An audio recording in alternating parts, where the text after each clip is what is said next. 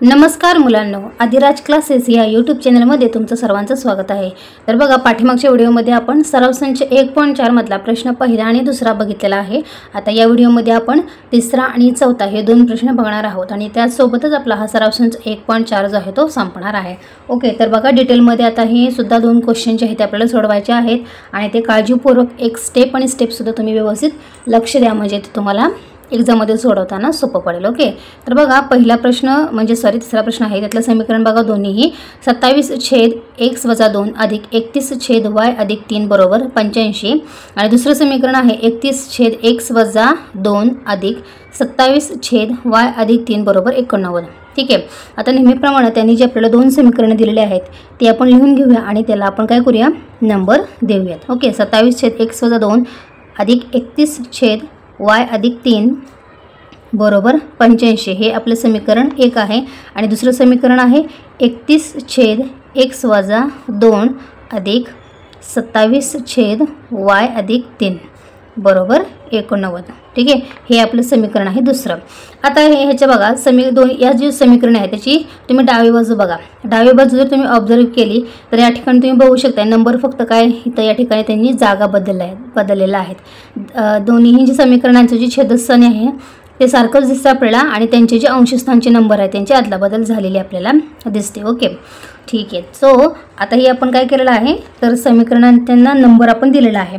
आता आपल्याला काय करायचं, आता या समीकरणामध्ये बघा 27/(x-2) आपल्याला या ठिकाणी 1/(x-2) याला आपल्याला काय मानावं लागेल, तर m हे चल मानावं लागेल आणि 1/(y + 3) यासाठी आपल्याला n हे चल मानावं लागेल। ओके, हे सुद्धा आपण डिटेलमध्ये पाठीमागच्या दोन एक्झाम्पलमध्ये सुद्धा बघितलेलं आहे की कसं आपण चल मानायचं ते। ओके, तर बघा आपल्याला काय लिहायचं आहे, समीकरण 1 आणि समीकरण 2 मध्ये 1/(x-2) बरोबर m आणि 1/(y + 3) बरोबर n ठेवून पुढील समीकरणे मिळतात। आता म्हणजे आपल्याला कोणते समीकरणे मिळणार, आता या ठिकाणी बघा 27m है ना, कारण 1/(x-2) बरोबर m पकडले आपण, त्याच्यामुळे तर 27m अधिक 31n बरोबर 85 हे आपलं तिसरं समीकरण असेल आणि चौथं समीकरण आपलं काय असेल तर 31m अधिक 27n बरोबर 89 आणि हे आपलं समीकरण चौथं असणार आहे। ओके, त्याच्यामुळे आपण आता ते समीकरण लिहूया। काय आपल्याला समीकरण मिळणार आता, तर 27m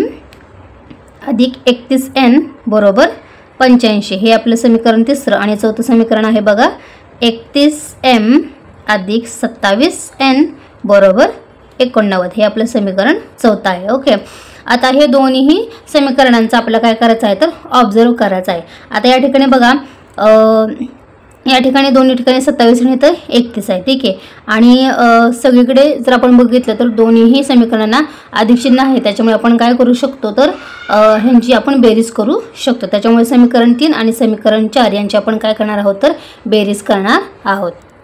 तर समीकरण 3 व समीकरण 4 यांची बेरीज करू, मग त्याप्रमाणे आपण आता त्यांची बेरीज करूया। तर आता आपण ते दोन्ही समीकरणे लिहून घेऊया आणि आपल्याला बेरीज करायची आहे। 27m अधिक 31n बरोबर 85 आणि चौथं समीकरण आहे 31m अधिक 27n बरोबर 89। ओके, हे आपलं समीकरण चौथं। आता याची आपल्याला काय करायची आहे, बेरीज करायची आहे।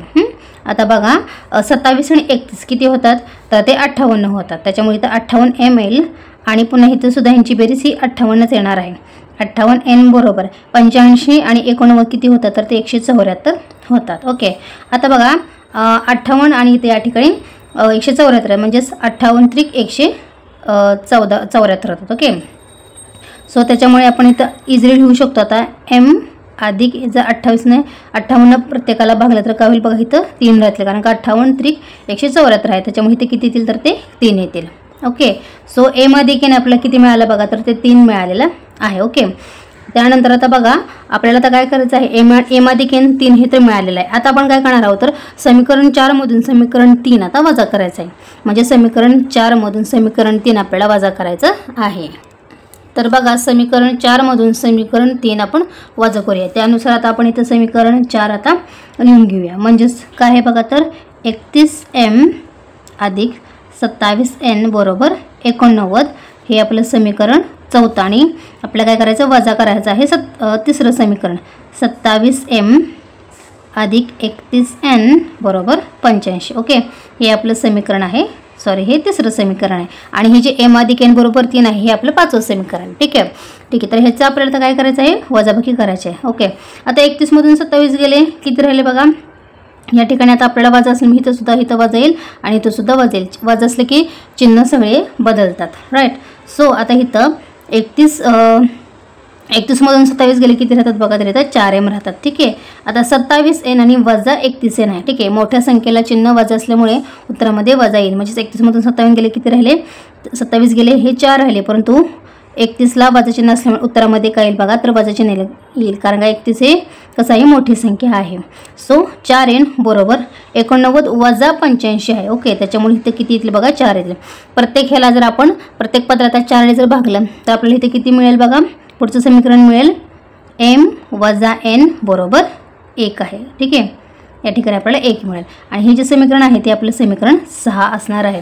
ओके, या ठिकाणी प्रत्येक ठिकाणी 4 आहे, त्याच्यामुळे 4ने जर भागलं प्रत्येकाला तर आपल्याला m वजा n बरोबर 1 हे समीकरण मिळतं. ओके, आता आपण काय करणार आहोत, तर समीकरण 5 आणि 6 यांची आपण बेरीज करणार आहोत. या ठिकाणी बघा, हे समीकरण 5 आहे आणि हे समीकरण 6 आहे. सो आपण आता काय करूया, दोन्ही समीकरणांची आपण काय करणार आहोत, तर बेरीज करणार आहोत. या ठिकाणी आपल्याला लिहिणं गरजेचं आहे. समीकरण 5 व समीकरण 6 यांची बेरीज करून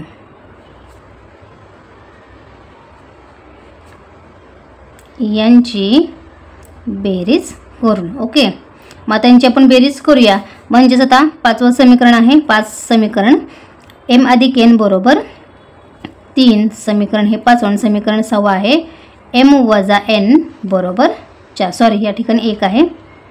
हे आपलं समीकरण 6 आहे. ओके, आता ह्यांचं आपल्याला काय करायचं आहे, बेरीज करायची आहे ना. सो m अधिक n किती होतात बघा, तर 2m होतात. अधिक n वजा n कॅन्सल, त्याच्यामुळे ते 0 येईल, नाही दिलं तरी सुद्धा चालेल. आणि 3 अधिक 1 किती होतात बघा, तर ते 4 होतात. म्हणजेच आपल्याला m ची किंमत या ठिकाणी आता मिळणार आहे बघा. m बरोबर 4 आहे, तसंच ठेवूया. m ला 2 गुणिले असल्यामुळे इकडे गेल्यावरती ते भागिले होतील. म्हणजेच m मला किती मिळालं बघा, 2 दुणे 4 म्हणजेच 2. सो m मला किती मिळाला, तर तुम्हाला 2 मिळालेला आहे. आता ही जी m बरोबर 2 ही जी किंमत आहे, m ची किंमत, आपण समीकरण 5 मध्ये ठेवणार आहोत. सो त्या पद्धतीने आपण आता इथं लिहिणार आहोत m बरोबर 2 ही किंमत समीकरण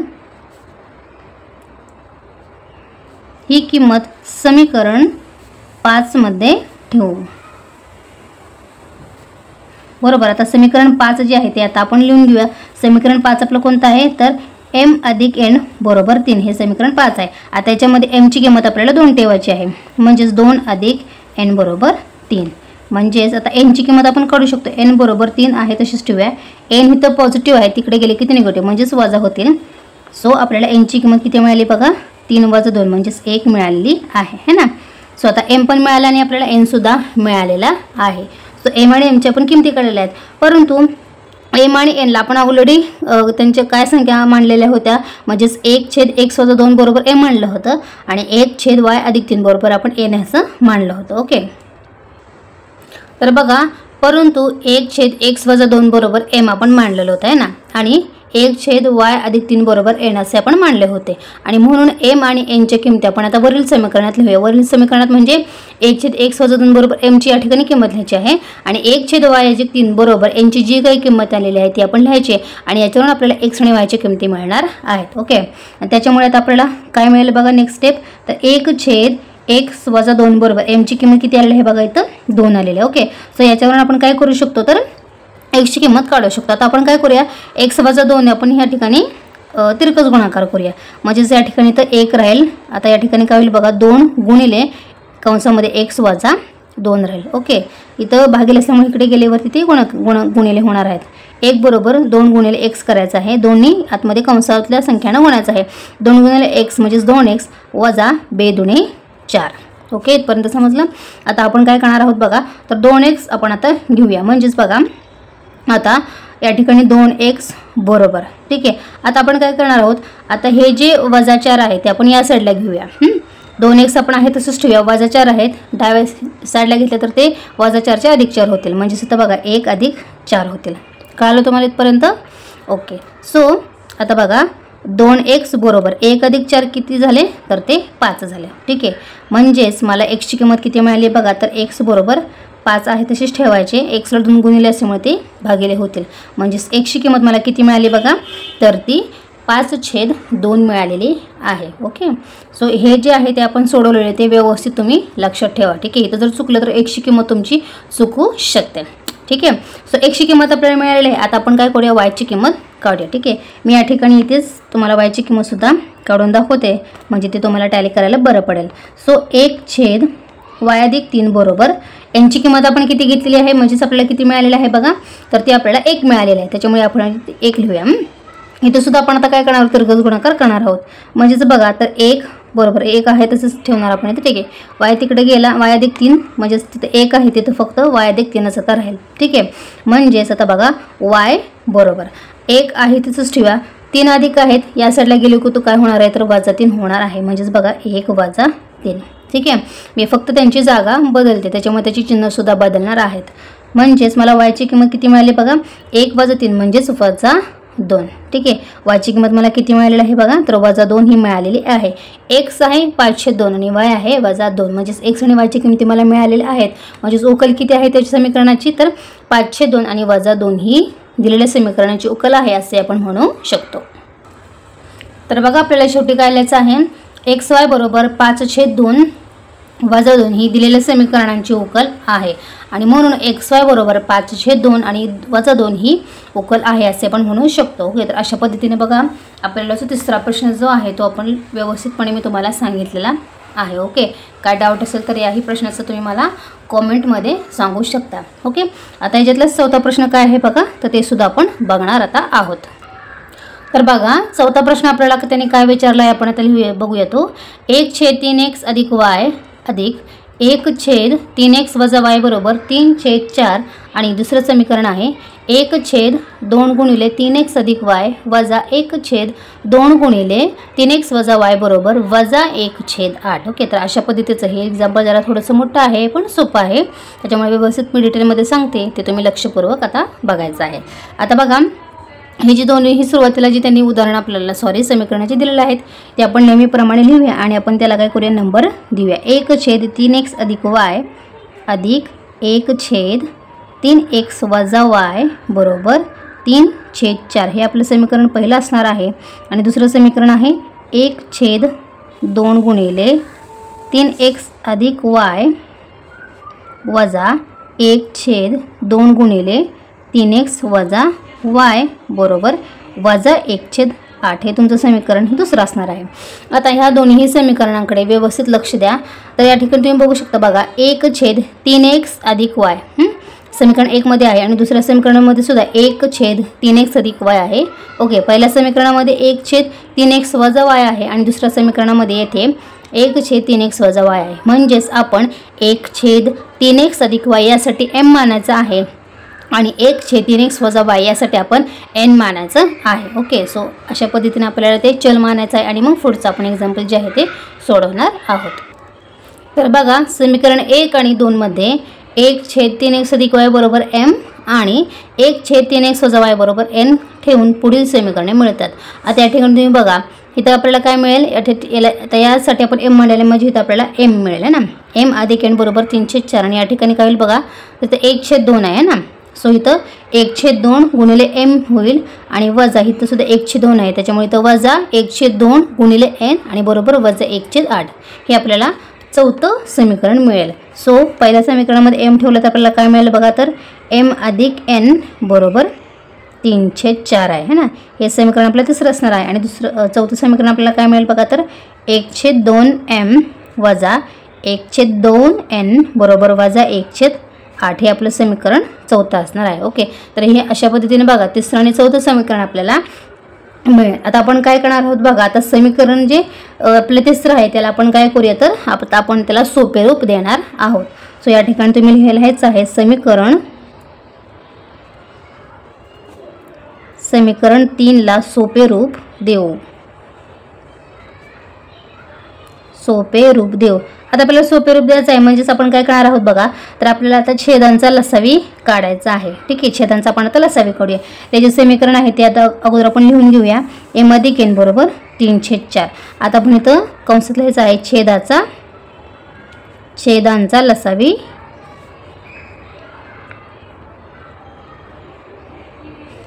हा किती ॲक्च्युली 4 आहे. म्हणजेच बघा छेदस्थानी किती आहे बघा, तर 4 आहे ना. मग आपण आता 4ने काय करूया, m आणि n ला काय करूया, गुणूया. म्हणजेच बघा आता 4ने m ला गुणल्यानंतर 4m होईल, n ला गुणल्यानंतर 4n होईल. ओके, आणि अंशस्थानी या ठिकाणी तर राईट साईडला फक्त 3च राहतील. म्हणजे आपल्याला हे असं समीकरण मिळतं आणि हे आपलं समीकरण 5 असणार आहे. ठीक आहे, म्हणजे हे आता समीकरण बॅलन्स झालेलं आहे असं आपण म्हणू शकतो. ओके, सो आता आपण काय करणार आहोत, समीकरण 4ला सुद्धा आपल्याला काय करायचं आहे, सोपे रूप द्यायचं आहे. समीकरण 4ला सोपे रूप देऊ. सोपे रूप देऊ. आता समीकरण जे चौथं आहे ते आपण अगोदर लिहून घेऊया. समीकरण चौथं काय बघा आपलं, 1/2m वजा 1/2n बरोबर वजा 1/8. ओके, आता या ठिकाणी बघा छेदाचा लसावी काय आपल्याला दिसतो, तर तो 8 दिसतो आहे ना. सो या ठिकाणी तुम्ही लिहा छेदांचा लसावी 8 आहे ना. छेदांचा लसावी किती आहे, तर तो 8 आहे. ठीक आहे, आता हे बघा आपण 8ने काय करायचं आहे, आता इथं काय करायचं, सगळ्या पदाला आपण आता 8ने गुणायचं आहे. म्हणजेच काय, आता या ठिकाणी मी स्टेप डिटेलमध्ये तुम्हाला सांगते. तर 1/2m आहे. ठीक आहे, तर या ठिकाणी आपण काय करणार आहोत, 8ने गुणणार आहोत. म्हणजेच 8 गुणिले 1/2m. ओके, वजा 8 गुणिले 1/2n बरोबर 8 गुणिले वजा 1/8. ठीक आहे, कारण का त्याला सवय असल्यामुळे आपण प्रत्येक पदाला काय केलेलं आहे, 8ने गुणलेलं आहे. ही स्टेप आपण इथं सुद्धा केलेली. ठीक आहे, इथं सुद्धा 4ने गुणले, इथं सुद्धा 4ने गुणले, इथं सुद्धा आपण 4ने गुणलेलं आहे. ठीक आहे, 4 आणि 4 कॅन्सल झाले आणि आपल्याला 3 मिळाले इथं होते. ओके, सो अशा पद्धतीने आपण बघा प्रत्येक पदाला 8ने गुणलेलं आहे. राईट, मग आता आपल्याला इथं नेक्स्ट स्टेप काय मिळेल बघा. तर इथं बघा बे दुनी 4 म्हणजे इथं आपल्याला 4m मिळणार. राईट, इथं सुद्धा तसंच 4n मिळतील बरोबर. आता इथं बघा गुणिले 8 आणि भागिले 8 कॅन्सल होतील, म्हणजे सुद्धा फक्त आपल्याला वजा 1 मिळतील. ओके, ही स्टेप कशी आली तुम्हाला कळालं. बे दुनी 4, 4m आपण केलं वजा, यांचं सुद्धा बे दुनी 4, मग वजा 4n आलं आणि बरोबर छेदस्थानचे 8 आणि अंशस्थानचे 8 कॅन्सल झाले आणि तर फक्त वजा 1 आपल्याला राहिलेला आहे, म्हणजेच मिळालेलं आहे. आणि हे समीकरण आपलं किती असणार आहे, तर ते 6वं असणार आहे. ओके, सो बघू शकता तुम्ही हे समीकरण आपलं 5वं आहे आणि हे समीकरण आपलं 6वं आहे. ओके, आता आपण काय करणार आहोत, तर समीकरण 5 आणि 6 यांची आपण काय करणार आहोत, तर बेरीज करणार आहोत. तर बघा आपल्याला लिहायचं आहे समीकरण 5 आणि समीकरण 6 यांची बेरीज करू. आता समीकरण 5 आणि 6 अगोदर लिहूया. 4m अधिक 4n बरोबर 3 हे आपलं समीकरण 5वं आहे आणि यांची आपल्याला काय करायची, बेरीज करायची. ठीक आहे, सो 4m वजा 4n बरोबर वजा 1 हे आपलं समीकरण 6 आहे. आता याची आपल्याला बेरीज करायची आहे. ठीक आहे, 4m अधिक 4m किती झाले बघा, तर ते 8m झाले. अधिक 4n वजा 4n कॅन्सल. ठीक आहे, आणि 3 वजा 1, 3 वजा 1 किती राहिले, तर ते 2 राहिले. ओके, म्हणजेच आता मला mची किंमत मिळेल m बरोबर 2/8 गुणिले आहेत पलीकडे गेले किती काय होतील, छेद 8 होतील. म्हणजेच m बरोबर बे चौक 8 म्हणजेच 1/4. mची किंमत किती मिळाली बघा, तर ती 1/4 मिळालेली आहे. ओके, आता m बरोबर 1/4 ही किंमत समीकरण 5 मध्ये ठेवू. आता समीकरण 5 आहे ते अगोदर आपण लिहूया. 4m अधिक 4n बरोबर 3 हे आपलं समीकरण 5 आहे ना. आता याच्यामध्ये आपल्याला mची किंमत ही 1/4 ठेवायची आहे. तर बघा 4 गुणिले 1/4 हे तर सॉरी अधिक आहे, अधिक 4n बरोबर 3. ओके, हे 4 आणि हे 4 कॅन्सल झाले. ओके, म्हणजे इथे किती राहिले बघा, तर 1 राहिला. ठीक आहे, 1 अधिक 4n बरोबर 3 म्हणजेच बघा 4n बरोबर 3. 1 अधिक आहे पलीकडे गेले की ते वजा 1 होतील. म्हणजेच आता इथं नेक्स्ट स्टेप मला काय मिळेल बघा, या ठिकाणी बघा 4n बरोबर 3 वजा 1 म्हणजेच इथं 2 झाले ना. म्हणजेच n मला किती मिळालं बघा, तर 2/4 म्हणजेच n बरोबर बे आणि बे दुनी 4 म्हणजेच 1/2. ओके, यांची किंमत मला किती मिळालेली आहे बघा, तर ती 1/2 मिळालेली आहे. आता आपल्याला m आणि n दोन्हीच्या किमती मिळालेल्या आहे आणि सुरुवातीला आपण m आणि n ला काय मांडलेलं होतं ते अगोदर आपण लिहूया आणि मग नेक्स्ट जे समीकरण आहे ते सुद्धा आपण आता सॉल्व करायचं आहे. परंतु 1/3x अधिक y बरोबर m आणि 1/3x वजा y बरोबर n मध्ये m आणि n यांच्या आपण आता किमती ठेवू. ठीक आहे, m आणि m च्या तर आपण किमती काढलेल्या, त्याच्यामुळे आता या समीकरणामध्ये आपण m आणि n च्या किमती ठेवूया आणि ही जी दोन्ही जी समीकरणे आहेत ते आता आपण काय करूया तर सोडवूया. ओके, म्हणजेच आपल्याला नेक्स्ट काय मिळेल बघा, समीकरण 1/3x अधिक y बरोबर m ची किंमत आपल्याला किती मिळाली आहे बघा, तर ती आहे 1/4. ओके, आता याचा आपण काय करणार आहे बघा, तर आता आपण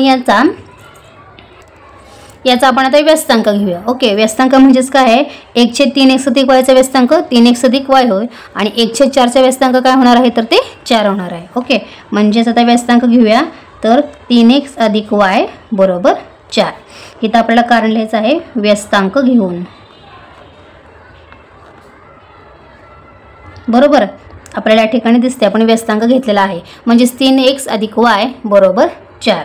ओके, आता हे समीकरण आपलं असणार आहे, हे आपलं 7वं समीकरण असणार आहे. ओके, आता नेक्स्ट आपण इथं सुद्धा असंच करायचं आहे, 1/3x वजा y बरोबर n आपल्याला किती मिळालेला आहे बघा, तर तो 1/2 मिळालेला आहे. आता याचं सुद्धा आपल्याला सेम व्यस्तांक काढायचा आहे, म्हणजेच 3x वजा y बरोबर 2. ओके, इथं सुद्धा लिहायचं आहे व्यस्तांक घेऊन. व्यस्तांक कसा घ्यायचा काय हे सुद्धा आपण पाठीमागच्या उदाहरणामध्ये मी तुम्हाला सांगितलेलं आहे आणि हे समीकरण आपलं 8वं असणार आहे. आता हे समीकरण 7 आणि हे समीकरण 8. आता या दोन्ही समीकरणांची आपण काय करणार आहोत बघा, तर ती बेरीज करणार आहोत. समीकरण 7 आणि समीकरण 8 यांची आपण आता बेरीज करूया. ओके, आता जे आपण समीकरण लिहिलेलं होतं 3x अधिक y बरोबर 4. ठीक आहे, आणि 8वं समीकरण आहे 3x वजा y बरोबर 2. ओके, आता याची आपल्याला काय करायची आहे बघा, तर बेरीज करायची आहे. ठीक आहे, आता 3x अधिक 3x किती झाले, 6x झाले, अधिक y वजा y कॅन्सल आणि 4 आणि 2 किती झाले बघा, 6. ओके, सो x बरोबर 6×6. ओके, सो x ची किंमत आपल्याला मिळालेली आहे बघा, ती आहे 1. ओके, आता ही जी किंमत आहे ती आपण समीकरण 7 मध्ये ठेवूया. x बरोबर 1 ही किंमत समीकरण 7 मध्ये ठेवू. 7 मध्ये ठेवू. ओके, सो आता आपण हे समीकरण जे 7 आहे ते अगोदर आपण लिहूया. 3x अधिक y बरोबर 4. x ची किंमत आपल्याला 1 घ्यायची आहे. 3 × 1 अधिक y बरोबर 4. ठीक आहे, 3 × 1 म्हणजेच 3 अधिक y बरोबर 4. म्हणजेच y बरोबर किती मला मिळाले बघा, 4. 3 अधिक आहेत पलीकडे गेले किती वजा 3 होतील, म्हणजेच y ची किंमत बघा 4 वजा 3 म्हणजेच 1. ओके, सो अशा पद्धतीने y ची किंमत आपल्याला मिळालेली आहे, ती आहे बघा 1 आहे. ओके, सो आपण असं म्हणू शकतो की x 1 आणि y 1 आले, म्हणजेच 1 ही दिलेल्या समीकरणाची उकल आहे असे आपण म्हणू शकतो. तर आपल्याला शेवटी काय लिहायचं आहे बघा, तर xy बरोबर 1 ही दिलेल्या समीकरणांची उकल आहे, म्हणजेच xy बरोबर 1 ही उकल आहे असे आपण म्हणू शकतो. सो बघा, अशा पद्धतीने प्रश्न 3 आणि 4 डिटेलमध्ये तुम्हाला मी सांगितलेला आहे. अशाच पद्धतीने तुम्ही तुमच्या एक्झाममध्ये आहे ती उत्तरं सोडवायची आहे. त्या एक्झाम्पलची नियमित तुम्ही प्रॅक्टिस करा, म्हणजे तुम्हाला शेवटी एक्झामच्या शेवटी तुम्हाला एक्झाम्पलचा लोड येणार नाही. कारण का आता हे 10वीचं वर्ष तुमचं बोर्डाचं वर्ष आहे, त्याच्यामुळे प्रत्येक चॅप्टर प्रत्येक प्रश्न हा मॅटर करतो. त्याच्यामुळे त्याची प्रॅक्टिस नियमित करा आणि आपले रेग्युलर व्हिडिओज बघत जावा, जेणेकरून तुम्हाला येणाऱ्या सर्व व्हिडिओचे नोटिफिकेशन जे आहे आपल्या मॅथ्सचं ते तुम्हाला नियमितपणे मिळत राहील. ओके, आणि व्ह्यूवर जर तुम्ही पहिल्यांदाच आपला व्हिडिओ बघत असाल तर आपल्या आदिराज क्लासेस या आपल्या चॅनलला सबस्क्राईब करायला विसरू नका. भेटूया नेक्स्ट व्हिडिओमध्ये, म्हणजे सराव संच 1.5 मध्ये. Till then take care, bye.